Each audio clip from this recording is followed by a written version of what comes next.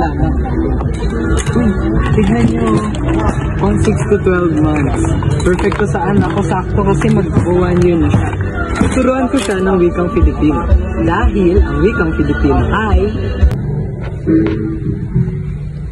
ginagamit sa pag-decode ng complex analytical mathematical equations at ginagamit para sa pitching ng million-dollar business proposals. So, di ba sinabi ko naman sa'yo na gawin mo ito?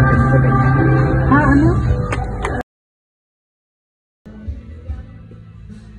Kaya naman, ang wikang Filipino ay hindi jollogs lang. It's versatile at pwede mong gamitin sa pang-araw-araw mong pamumuhay.